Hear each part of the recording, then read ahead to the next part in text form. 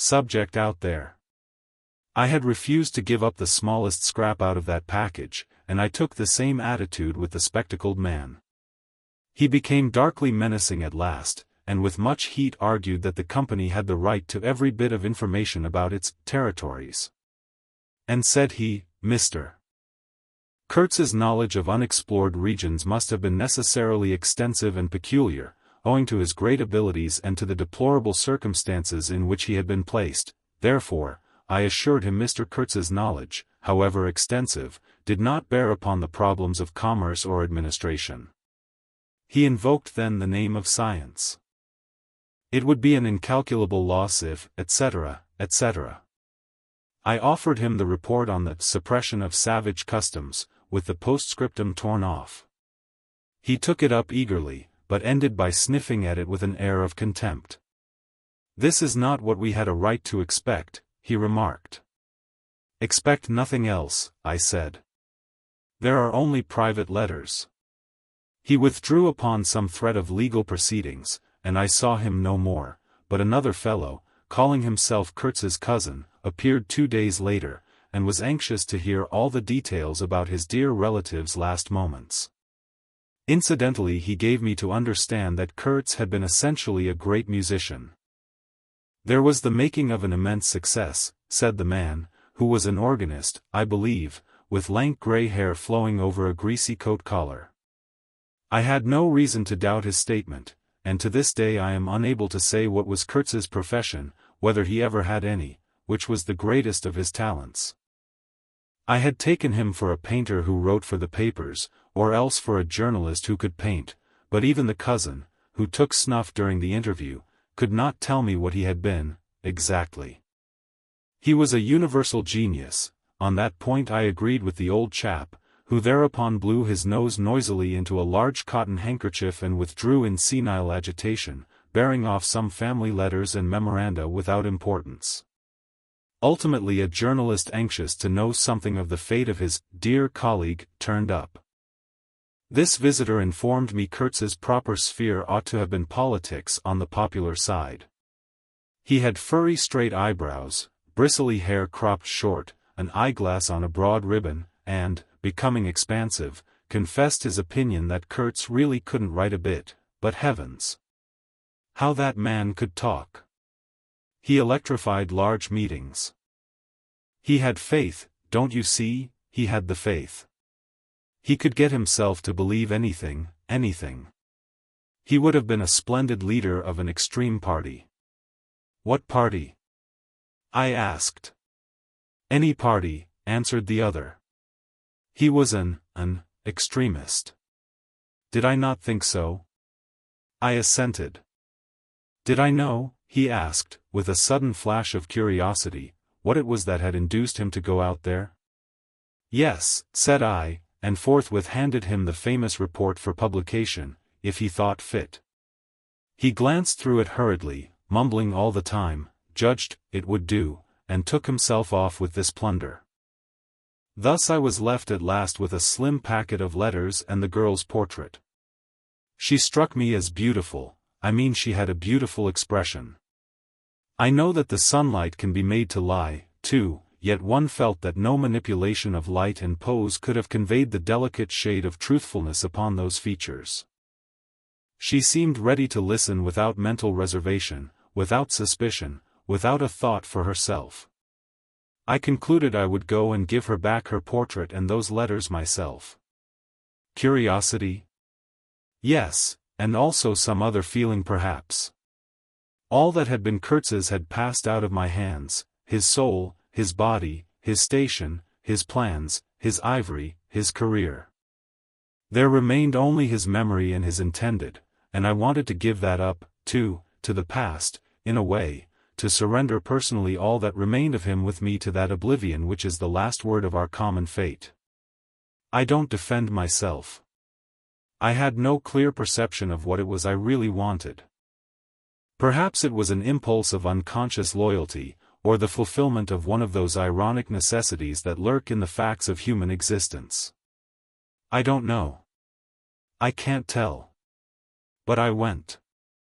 I thought his memory was like the other memories of the dead that accumulate in every man's life, a vague impress on the brain of shadows that had fallen on it in their swift and final passage, but before the high and ponderous door, between the tall houses of a street as still and decorous as a well-kept alley in a cemetery, I had a vision of him on the stretcher, opening his mouth voraciously, as if to devour all the earth with all its mankind. He lived then before me, he lived as much as he had ever lived, a shadow insatiable of splendid appearances, of frightful realities, a shadow darker than the shadow of the night, and draped nobly in the folds of a gorgeous eloquence. The vision seemed to enter the house with me, the stretcher, the phantom-bearers, the wild crowd of obedient worshippers, the gloom of the forests, the glitter of the reach between the murky bends, the beat of the drum, regular and muffled like the beating of a heart, the heart of a conquering darkness. It was a moment of triumph for the wilderness, an invading and vengeful rush which, it seemed to me, I would have to keep back alone for the salvation of another soul. And the memory of what I had heard him say afar there, with the horned shapes stirring at my back, in the glow of fires, within the patient woods, those broken phrases came back to me, were heard again in their ominous and terrifying simplicity. I remembered his abject pleading, his abject threats, the colossal scale of his vile desires, the meanness, the torment, the tempestuous anguish of his soul. And later on I seemed to see his collected languid manner, when he said one day, "This lot of ivory now is really mine. The company did not pay for it. I collected it myself at a very great personal risk. I am afraid they will try to claim it as theirs though. It is a difficult case. What do you think I ought to do? Resist? I want no more than justice." He wanted no more than justice, no more than justice. I rang the bell before a mahogany door on the first floor, and while I waited he seemed to stare at me out of the glassy panel, stare with that wide and immense stare embracing, condemning, loathing all the universe. I seemed to hear the whispered cry, "The horror! The horror!" The dusk was falling. I had to wait in a lofty drawing room with 3 long windows from floor to ceiling that were like 3 luminous and bed-raped columns. The bent gilt legs and backs of the furniture shone in indistinct curves. The tall marble fireplace had a cold and monumental whiteness. A grand piano stood massively in a corner, with dark gleams on the flat surfaces like a somber and polished sarcophagus. A high door opened, closed. I rose. She came forward, all in black, with a pale head, floating towards me in the dusk. She was in mourning. It was more than a year since his death, more than a year since the news came. She seemed as though she would remember and mourn forever. She took both my hands in hers and murmured, "I had heard you were coming." I noticed she was not very young, I mean not girlish. She had a mature capacity for fidelity, for belief, for suffering. The room seemed to have grown darker, as if all the sad light of the cloudy evening had taken refuge on her forehead. This fair hair, this pale visage, this pure brow, seemed surrounded by an ashy halo from which the dark eyes looked out at me.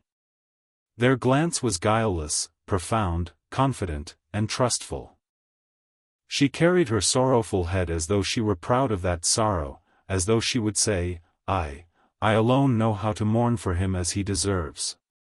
But while we were still shaking hands, such a look of awful desolation came upon her face that I perceived she was one of those creatures that are not the playthings of time. For her he had died only yesterday. And, by Jove! The impression was so powerful that for me, too, he seemed to have died only yesterday, nay, this very minute. I saw her and him in the same instant of time, his death and her sorrow. I saw her sorrow in the very moment of his death. Do you understand? I saw them together, I heard them together.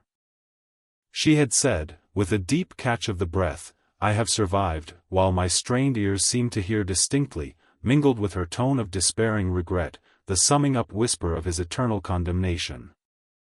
I asked myself what I was doing there, with a sensation of panic in my heart as though I had blundered into a place of cruel and absurd mysteries not fit for a human being to behold.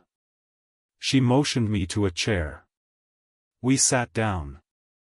I laid the packet gently on the little table, and she put her hand over it. "You knew him well," she murmured, after a moment of mourning silence. "Intimacy grows quickly out there," I said. "I knew him as well as it is possible for one man to know another." "And you admired him," she said. "It was impossible to know him and not to admire him." "Was it?" "He was a remarkable man," I said, unsteadily. Then before the appealing fixity of her gaze, that seemed to watch for more words on my lips, I went on, "It was impossible not to love him," she finished eagerly, silencing me into an appalled dumbness. "How true! How true! But when you think that no one knew him so well as I had all his noble confidence. I knew him best." "You knew him best," I repeated. And perhaps she did. But with every word spoken the room was growing darker, and only her forehead, smooth and white, remained illumined by the inextinguishable light of belief and love. "You were his friend," she went on. "His friend," she repeated, a little louder. "You must have been, if he had given you this, and sent you to me. I feel I can speak to you, and oh, I must speak. I want you, you who have heard his last words, to know I have been worthy of him. It is not pride. Yes. I am proud to know I understood him better than anyone on earth, he told me so himself. And since his mother died I have had no one, I listened. The darkness deepened. I was not even sure whether he had given me the right bundle. I rather suspect he wanted me to take care of another batch of his papers which, after his death, I saw the manager examining under the lamp. And the girl talked, easing her pain in the certitude of my sympathy, she talked as thirsty men drink. I had heard that her engagement with Kurtz had been disapproved by her people. He wasn't rich enough or something. And indeed I don't know whether he had not been a pauper all his life. He had given me some reason to infer that it was his impatience of comparative poverty that drove him out there. Who was not his friend who had heard him speak once, she was saying. He drew men towards him by what was best in them. She looked at me with intensity. "It is the gift of the great," she went on, and the sound of her low voice seemed to have the accompaniment of all the other sounds, full of mystery, desolation, and sorrow, I had ever heard, the ripple of the river, the soughing of the trees swayed by the wind, the murmurs of the crowds, the faint ring of incomprehensible words cried from afar, the whisper of a voice speaking from beyond the threshold of an eternal darkness. "But you have heard him. You know," she cried. "Yes, I know," I said with something like despair in my heart, but bowing my head before the faith that was in her, before that great and saving illusion that shone with an unearthly glow in the darkness, in the triumphant darkness from which I could not have defended her, from which I could not even defend myself. What a loss to me, to us. She corrected herself with beautiful generosity, then added in a murmur, to the world. By the last gleams of twilight I could see the glitter of her eyes, full of tears that would not fall. "I have been very happy, very fortunate, very proud," she went on. "Too fortunate. Too happy for a little while. And now I am unhappy for life." She stood up, her fair hair seemed to catch all the remaining light in a glimmer of gold. I rose, too. "And of all this," she went on mournfully, "of all his promise, and of all his greatness, of his generous mind, of his noble heart, nothing remains, nothing but a memory.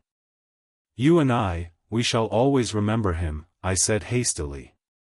"No," she cried. "It is impossible that all this should be lost, that such a life should be sacrificed to leave nothing but sorrow. You know what vast plans he had. I knew of them, too, I could not perhaps understand, but others knew of them. something must remain. His words, at least, have not died.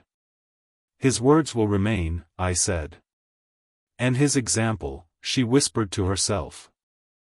Men looked up to him, his goodness shone in every act.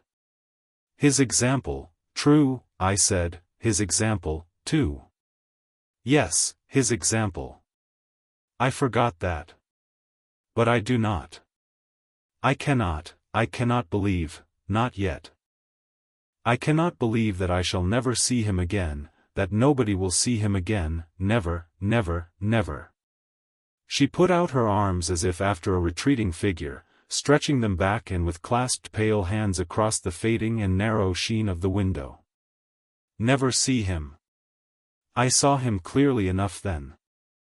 I shall see this eloquent phantom as long as I live, and I shall see her, too, a tragic and familiar shade, resembling in this gesture another one, tragic also, and bedecked with powerless charms, stretching bare brown arms over the glitter of the infernal stream, the stream of darkness. She said suddenly very low, he died as he lived. His end, said I, with dull anger stirring in me, was in every way worthy of his life. And I was not with him, she murmured. My anger subsided before a feeling of infinite pity. Everything that could be done, I mumbled. Ah, but I believed in him more than anyone on earth, more than his own mother, more than himself. He needed me. Me. I would have treasured every sigh, every word, every sign, every glance. I felt like a chill grip on my chest. Don't, I said, in a muffled voice. Forgive me. I have mourned so long in silence, in silence. You were with him, to the last? I think of his loneliness.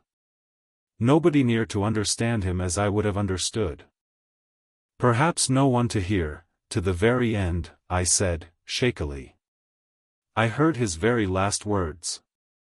I stopped in affright. Repeat them, she murmured in a heartbroken tone. I want, something, to live with. I was on the point of crying at her, don't you hear them? The dusk was repeating them in a persistent whisper all around us, in a whisper that seemed to swell menacingly like the first whisper of a rising wind. The horror. The horror. His last word, to live with, she insisted. Don't you understand? I loved him, I loved him, I loved him. I pulled myself together and spoke slowly. The last word he pronounced was, your name. I heard a light sigh and then my heart stood still, stopped dead short by an exulting and terrible cry, by the cry of inconceivable triumph and of unspeakable pain. I knew it, I was sure. She knew. She was sure. I heard her weeping, she had hidden her face in her hands. It seemed to me that the house would collapse before I could escape, that the heavens would fall upon my head. But nothing happened. The heavens do not fall for such a trifle. Would they have fallen, I wonder, if I had rendered Kurtz that justice which was his due? Hadn't he said he wanted only justice? But I couldn't. I could not tell her. It would have been too dark altogether. Marlowe ceased, and sat apart, indistinct and silent, in the pose of a meditating Buddha. Nobody moved for a time. We have lost the first of the ebb, said the director suddenly. I raised my head. The offing was barred by a black bank of clouds, and the tranquil waterway leading to the uttermost ends of the earth flowed somber under an overcast sky, seemed to lead into the heart of an immense darkness.